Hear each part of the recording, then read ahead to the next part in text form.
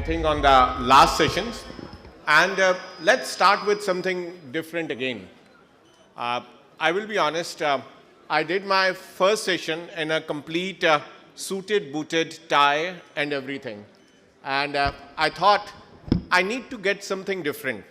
It was difficult for me wearing joggers on the stage, mental barrier, old school. You know, the things that we don't want to change. Sometimes we feel it doesn't look nice, and sometimes we feel it's not like, it doesn't give the vibe that I carried over the period of so many years. Let's be very honest, ladies and gentlemen. Everything that we do today is a complete change. And everything that we are talking about will become and forge our future is absolutely we don't know where we end up. We have great panel of today. And to be honest, what we will be discussing today is about where we are going to forge our future, where we are heading to. Let's be honest with each other and let's be very clear about each other. There is a question that we talk about. Are we in a mess? Are we not going so fast? Are we not embracing to the change just for the sake of that we need to change? Are we not just following blindly some of the things that are there in the developed countries, and maybe they are not okay with our culture, with our religion, with our aspects of that we go in our life? Is this all a mantra that we are falling in and we don't know where we will end up? Is this where we are heading?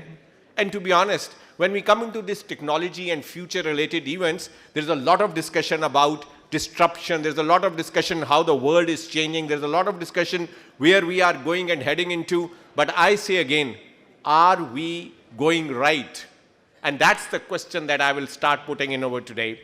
And that's something that I will start with Nathan today. Nathan, I will first start with directly to you and asking, are we on the right track of technology?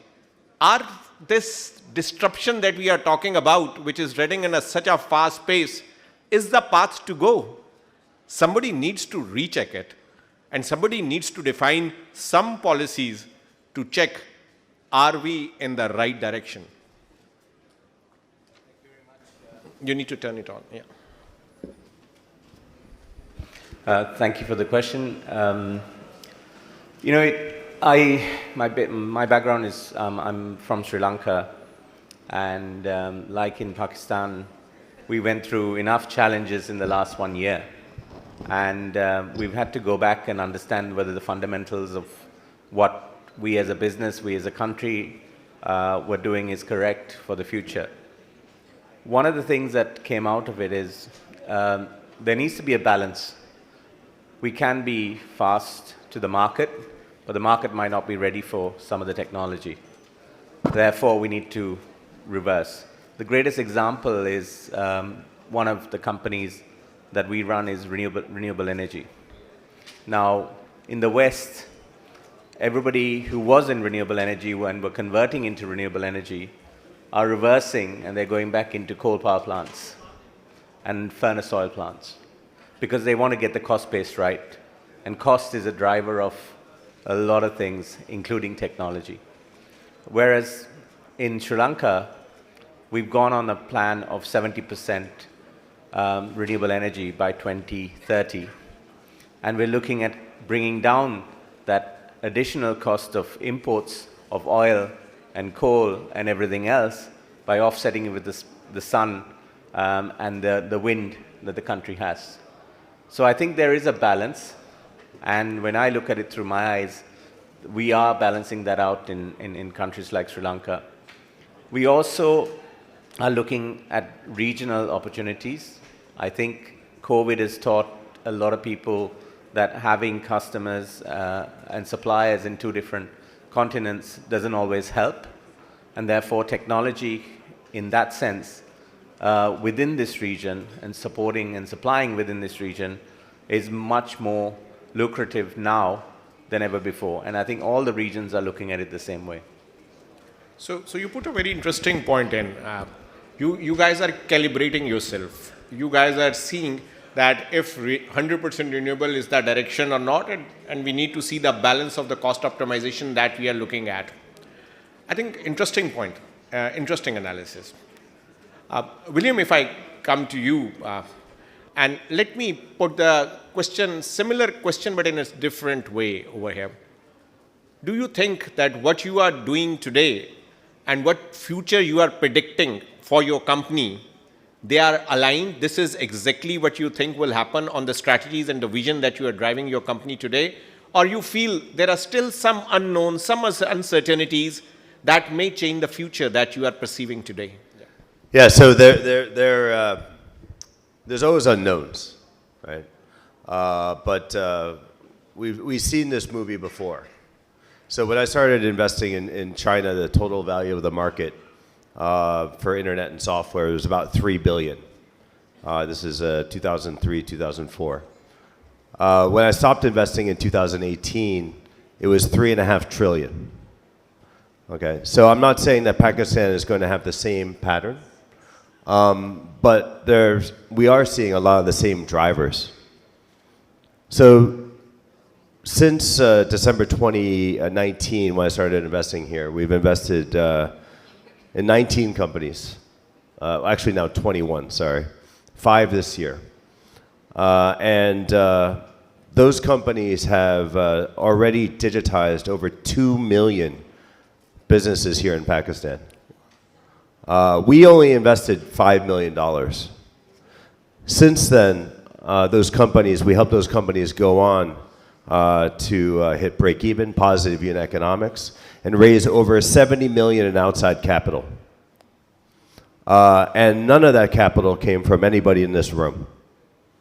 So the question you have to ask yourself is, are you guys going to participate in the future of this country through these companies? Or are you going to see what happened in China happen, where international capital and international processes and approaches come in and do it for you? We would be super supportive of you guys getting involved and being supportive, whether that's with support, partnership, or even just investment money. So William, I will continue on this point. When you say that this investment has been done by the people and you have seen the outputs, can you give me 1 or 2 examples which has impacted the life of the people or make the life of the people better for Pakistan in terms of the digital disruption that you are talking about? Yeah, so we invested in 5 companies that digitize micro, small, medium businesses. So one is in healthcare, MedIQ. The second is called, my pronunciation is horrible, but Dastigir, or Dastiger? Yeah. Yeah. Digikata, which is probably the #1 kata in the country, and 24/7 Apni Dukan. And so these companies are basically disrupting the traditional supply chain. So there's producers, back to the farmers, and then traditionally there's a middle person, distributors, wholesalers, market sellers, and then you finally get to the actual store. And these companies are digitizing that supply chain, making it more efficient, cutting down the number of trips, decreasing the amount of rotten food and product, and in the end, decreasing the pricing to the end store by 20%, enabling the cost of food, the amount that people spend on food, to fall roughly 20%. So if you multiply that by tens of thousands of businesses and over 2 million overall monthly active businesses on the system, you have a much more efficient system. And it's we've had flood and devaluation and inflation and all sorts of stuff, and there's been almost no impact to any of our companies, except maybe short-term blips. Because if you're putting 20% more in the pocket of 2 million business owners every month, it's impossible to get in the way of that. It's impossible to stop it. Great. I'll give you one. I can give another example. I'll give other people a chance. Okay. Thank you, William. I think that's important factor. We need the business owners to own their decisions. We need to provide them the data so that they can make the best decisions at the right site, at the right time, so that the best results can be achieved. I think supply chain, digital disruption, the cost optimization, these are the key factors that the companies want to have control about so that they can get the best output for them as well. So, Janki, coming over to you, how do you see innovation as an enabler? Because what is happening today in this world is that we are trying to innovate, and then within a very short of time, there is another innovation coming in which takes away the previous one. Is this pace of innovation is not too fast because we are not able to see the results of one and then we are ready to adapt to the new one? Is this going on the right track? For me, I think innovation, like digital, need to back up with physical.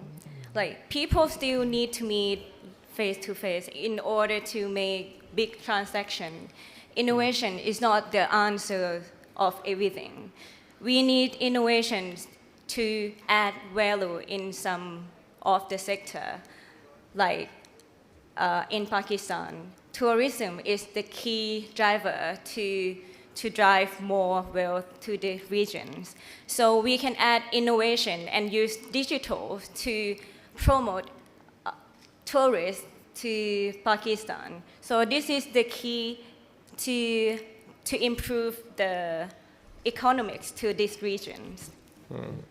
I think the important part of it is that since you touched this topic, which directs with your field as well, Yes. in terms of, do you really feel Pakistan as a place, how we can improve it as a country where the people can come, visit, see the spaces, see this country, and that is a big revenue stream as well. Yes. What are the things that you feel we need to do more sitting from outside view? Yes, I'm from Thailand originally. So this way, speaking from my direct experience, we start from small sector like local politicians.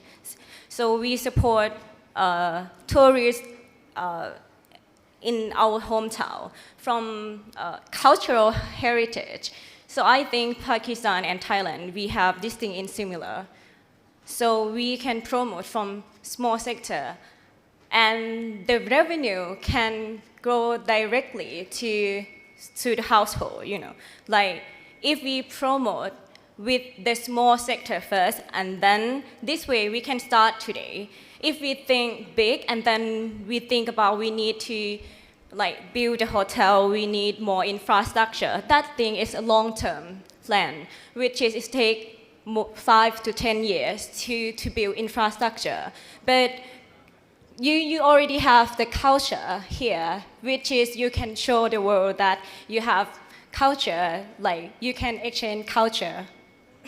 And you also have the art, that this is the key, this is the tools for people to come and meet, exchange culture. This is the very, you know, asset-light approach to improve tourism.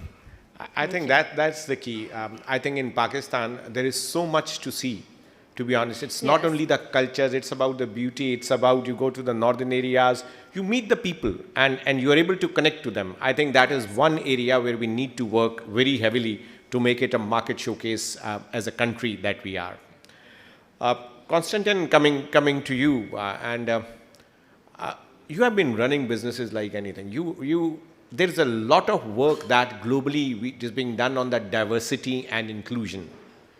Now, is this diversity and inclusion has to be adopted in every phase, in every country? Maybe some of the countries are not ready for that pace.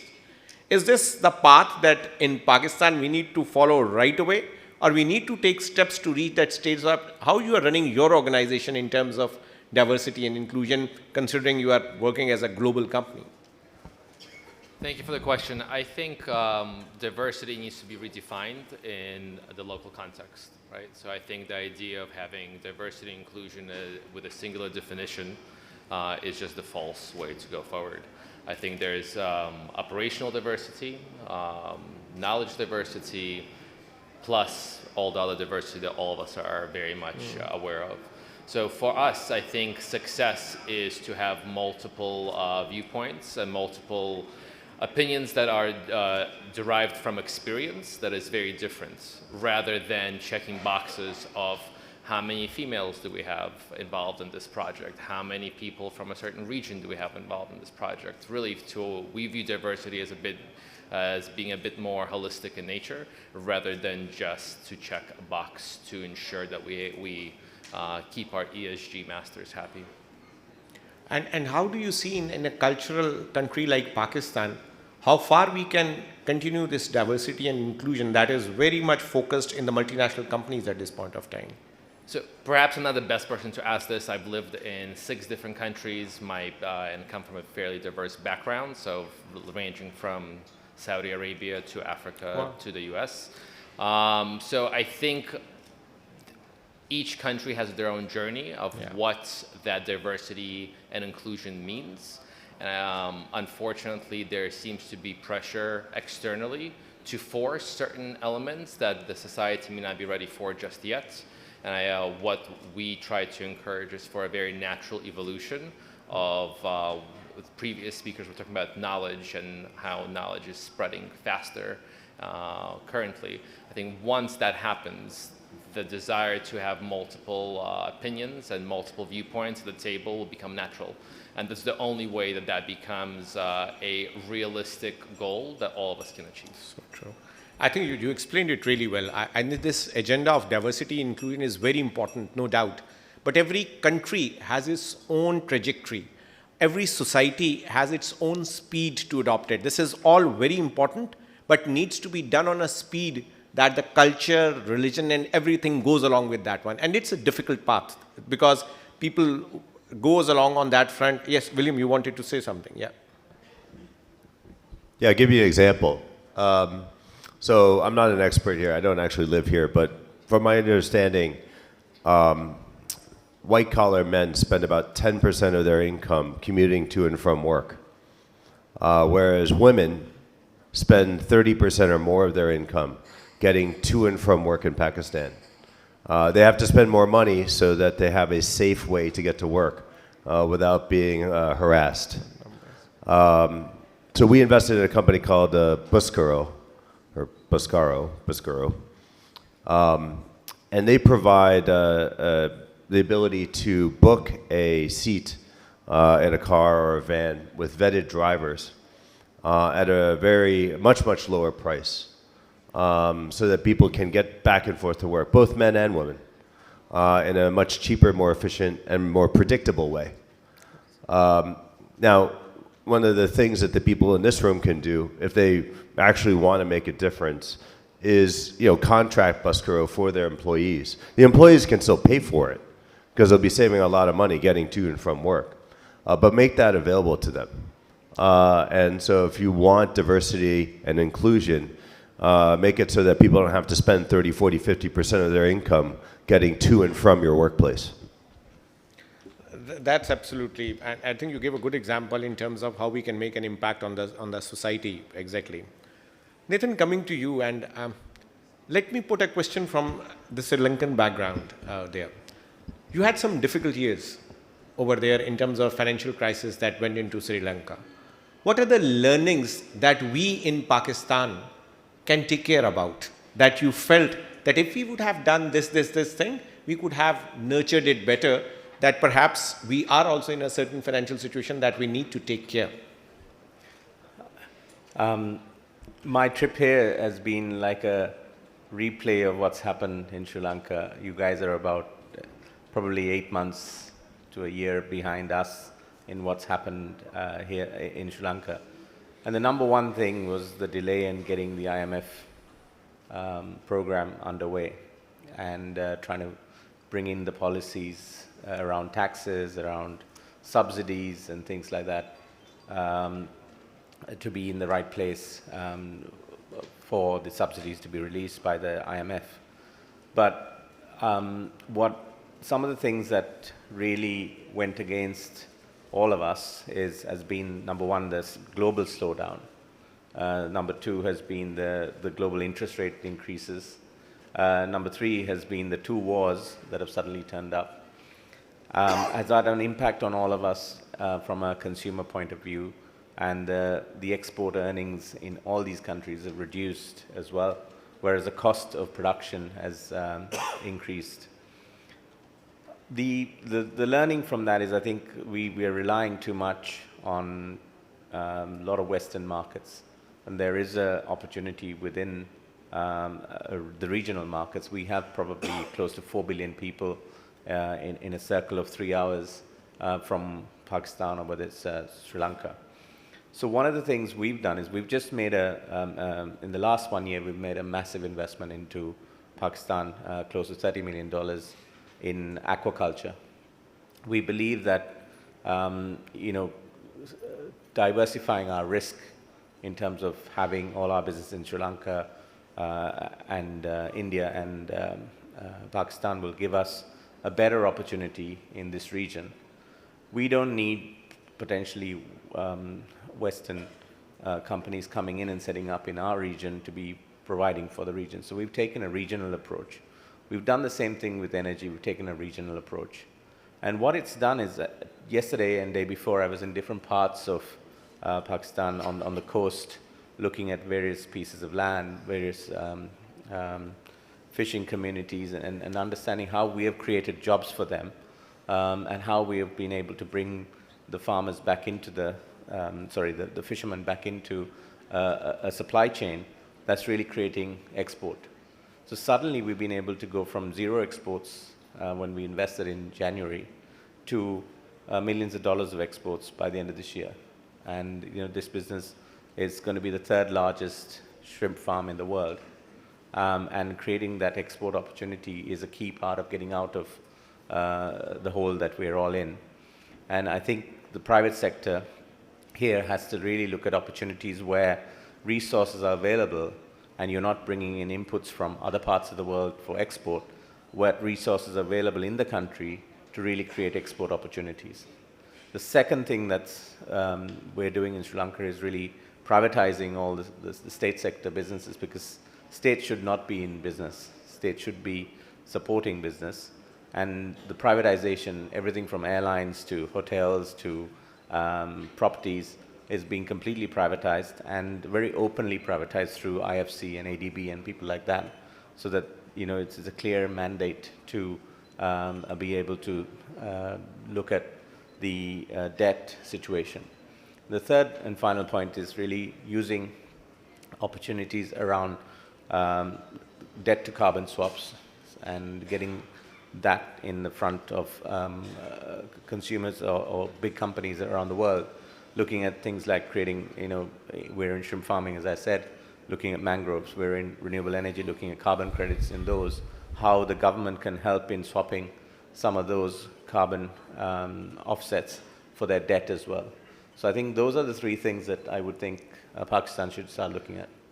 I think that's really pearls of wisdom, if I really say. Just for the audience out over there, all these 3 points are a very key for us. If we are talking about privatization, state, he said it in a clear word, state is there to do business. State is there to facilitate business. And I think the privatization is the key. And the carbon footprint, that is something that has hit us so badly with the floods that we are talking about. I think we need to get this sustainability in every part of the work that we do. It's a must, even not only for the sake of business, but even if we are going and buying and taking away the plastic away, we are doing our part on that one. That is a must that we all should start doing on that front. And the important part that is that start using the things that are built in the country. Do we really need to work on the things? Some of the qualities will come plus and minus, but at the end of the day, we will start forging something we'll be doing. I remember I mentioned in one of the talks early, in my early days when I was in the student, I used to see the Indian movies where it was always the Prime Minister will come out of that car where the door will open from the opposite side. And I was always worried that why the door is coming from that opposite side. And I'm talking about in the mid 80s and 90s. And what now I realize is, at that very point of time in India, they were asked that all the ministers and all the prime minister will use their locally built cars. They were not allowed to use any of the international cars. That was 35 years back. And that's how they were trying to give the message to their industry that to be done. So very well managed on that front. Just to add one point, I mean, I was completely shocked. I mean, I went to probably 8 or 9 landing sites in the last 2 days, where the fish comes in and various other products come in, just to get an understanding. And I was shocked with the amount of plastic that was around these boats. And I was shocked on the behavior of the fishermen and how they treat plastic. And it's probably lack of education. So we're trying to educate them in terms of better ways of doing it, because in Sri Lanka we're the highest rated sustainable seafood company in the whole of Asia. And we're the only ones in Asia that produce for Whole Foods. And trying to bring that mindset in here, and we want to hunt in packs so others can also do that as well. I think that's something that we need to own as a nation. I think we can take guidance from the people who are doing it the best, but at the end of the day, it's us who needs to get it implemented. William, coming to you, we have been talking whole day about organizational culture. And in order to get the right set of resources, it's very important to have a culture which goes global as well. We are able to have, Google is able to manage a certain culture across all parts of the world. How do you see in your organization the development of the culture, and how much it's important to get the key resources retained because they like the culture that you have developed there? Yeah, I think, culture is one of those amorphous things that it's hard to define, it's hard to build, it's hard to drive.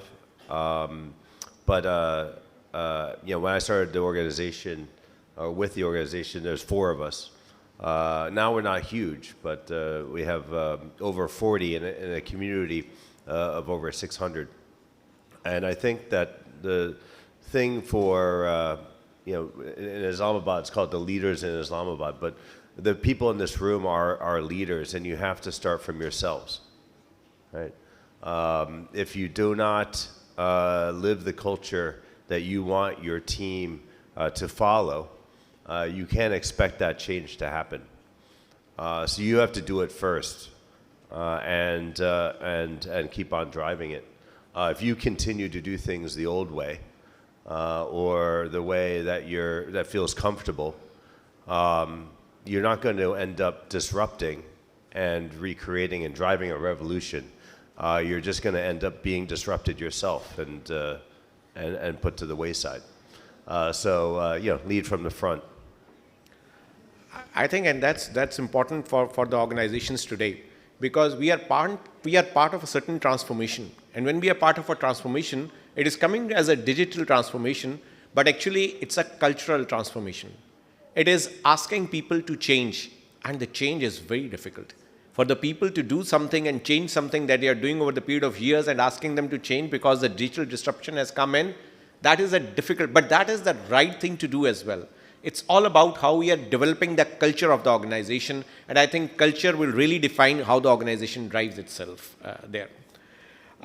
Janki, coming to you, if you have to define the Pakistan nation with your experience in 3 minutes, what are the 3 things that you will define are great, and this is something that we should continue, and which are the 2 things that you will say are not so good, and maybe if we change it in a different way, that can help us to become a better nation? Sure, thank you for the question. To be honest, this is my first time in Pakistan. I have very good impression in terms of the big picture. I have very good impression because I feel safe. Even I need to travel alone, and then when I arrive at the airport, I feel like everyone is so friendly and very supportive, because I'm like, this is the country that I never been. Actually, it's not far from Thailand, but with the culture and everything, we have something in common. It's very, people are very easygoing, I would say that. And for the point that I think it would be better to attract more tourists and more investment because in the end of the day, people seeking for somewhere to live if they feel comfortable to live at. Like if I need to travel like somewhere, I would travel to if I feel safe, if I feel comfortable, especially as a woman, you know. And I think infrastructure really the key to develop the country. But I think it takes some time. And with the public sector and with the strong partnership with China, I think it would be real soon to be like, you know, very good point, very, you know, like the thing that we expected. And the last one, I think the culture here is very rich because you have something that unique with all around the world they don't have it. This is the thing that you can attract more. As in Thailand, we have culture that also the unique selling point. And tourism is very key driver GDP in Thailand. And I think here in Pakistan, you can do the same because we have the culture and all the heritage. And also you have 5 world highest peak in the world. So this is very blessed for Pakistan. Thank you very much. I think you pointed out the right thing, but you were diplomatic and not telling us what we can improve in a more better way. But I take that one. Konstantin, coming to you. You know, the world is changing so fast. How much we should spend in this research and development, you know? Because the chain is becoming so fast, so fastly moving. It is coming up on a change on a very regular basis. How much percentage of business that you put in the research and development in your company and which is giving the right output? What is that ratio? So I'm not sure if I'm the best position to talk about R&D since we're not a technical company, but I can talk about some of the investments that we help to facilitate. And I would say, to touch on, I think, what Will was saying earlier, which may or may not answer your question directly, but we view the next year or two as the years of resilience because there are many headwinds coming, and not just in Pakistan. So I would say don't feel uniquely challenged. If we look at our businesses in Nigeria, in Kenya, more or less anywhere within what we call the emerging economies, they're facing very similar challenges of cost of capital, inflation, very fast population growth. We keep on hearing that. That's a positive, but has a challenge at the tail end that those people will get older at some point, need to be taken care of. So to come back to your R&D question, the research and development that we're looking at is not internal, but rather is from an investment perspective. We like that R&D and those solutions to be utilitarian in nature. They have to solve a problem that exists rather than selling yet another widget or another screen to look at. So what we put forward as potential investments to our clients are those opportunities that are solving real problems, be it electricity, access to capital, transportation, energy, etc.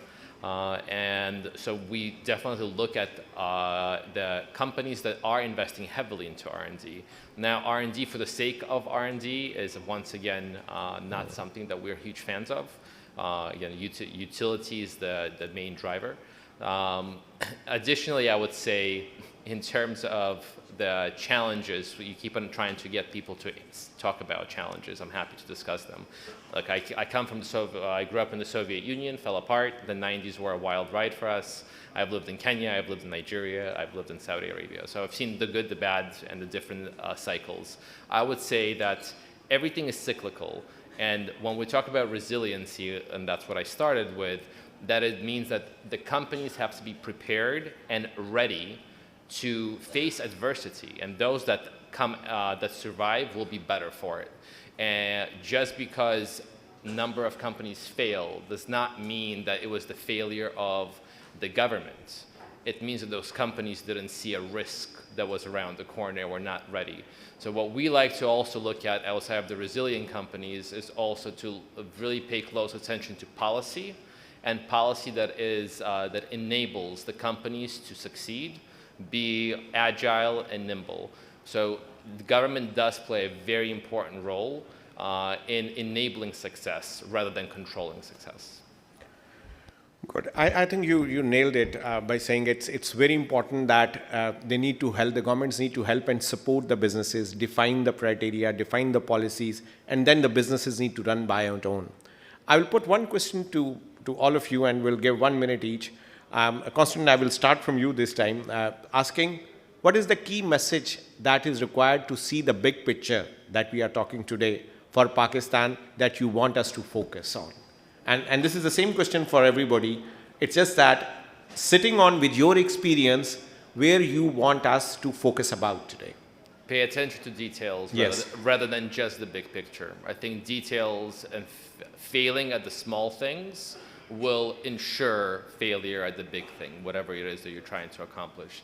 So I think being borderline obsessive about very small details that are critical to your company or the country or the policy will ensure either tremendous success or at the very least the ability to execute a vision. If you don't get the little details right, you're setting yourself up for failure. Very rightly pointed out. Janke, over to you.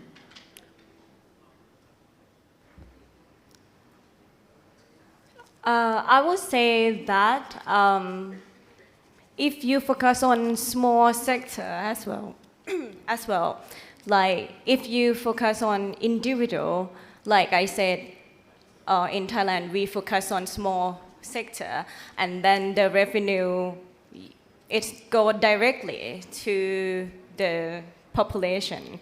If you just focus on the big picture and the big plan, it need to start from top down. But we need to start from down to top. That way we can start it today. William, one message.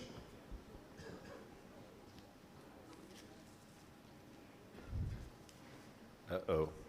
Yeah, so, I mean, the bottom line here is that this is the leadership of the country, right? So a lot of you are in a very unique positions to drive a change, right? And so, there's many opportunities all around the world, and of course the diaspora is taking advantage of those. But you've chosen to stay here or come back and put your resources here, put your passion here, put your work here. And so I think that shows that the big opportunity is transforming this economy, not helping transform somebody else's, right? So, I mean, we're the most active international VC investor in Pakistan. We believe in this opportunity. And even in this downturn, we did 5 new investments this year. We think that there's nothing but upside ahead. And then this is in spite of, inflation and deval and the IMF and the rest of it, and the flood and COVID. Yeah. Nathan? I think the biggest opportunity you guys have got here is your market itself. The population itself would be something that you should focus on. There is so many investment opportunities. Sometimes when you come from the outside and you look at an opportunity like a country of Pakistan, you see so many opportunities that are there. Finding great local partners. We have Al-Karam as our local partner here, and having that ability to work with someone who is able to cut across the whole country makes it easier for us. So finding a local partner for me was very important, but the opportunities in Pakistan, you don't need to go to another market. The population's large enough, and the export opportunities around the region is large enough. So just focusing on what you have would get you out of this rut. Ladies and gentlemen, we have listened to the horse mouth's clear words. We have a big population. We are people over here which are there to feed. We have a great set of opportunities. We are passing through a certain phase, and we have to go and listen to the details. We are going to go into the complete program. We have to go into the execution plan, how the things need to be done in quite in detail, and it has to come from top to bottom. It has to go from bottom to top both ways. It is difficult times, yes, but there's a lot of set of opportunities that is present in Pakistan. If you listen to Williams, he's already giving the examples that how they have invested in this time, and they keep on investing, and they are seeing the results of that one as well. Nathan has already mentioned that how he has forged with the local partners and able to get the business out over there, and they are multiplying that business now in different directions as well. I think it's all about the faith. It's all about the strategy. It's all about the implementation. And it's all about how we can get ready for this change that we are looking at. This digital disruption is coming. It's there. We need to be part of it. We need to learn from it. And we need to make sure we adopt our workforce in a very agile way so they all get ready for the disruption that we are looking at today.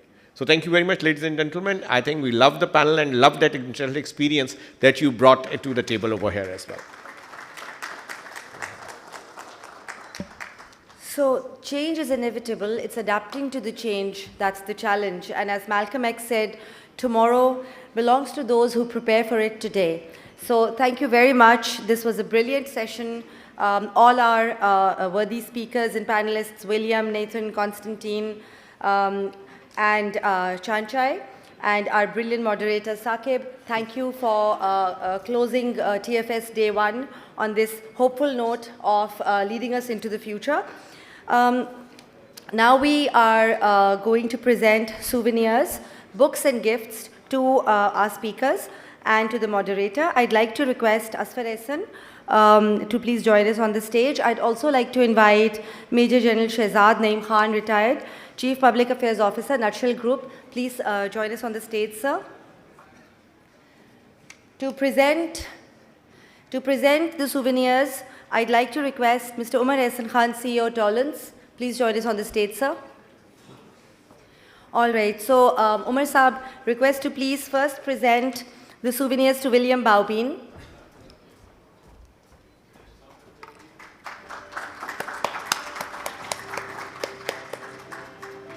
Nathan.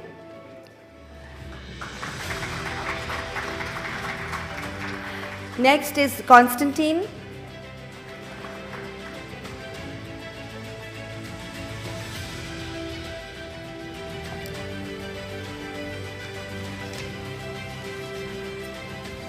All right, next is Janchai.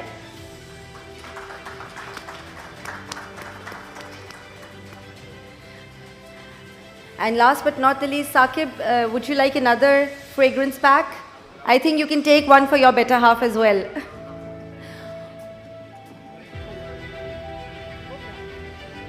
All right, now we'll have the last group photo of today. Shaha, will you please join us on the stage for the photo? Wait a second, you're taking the photos without the moderators. That's not allowed.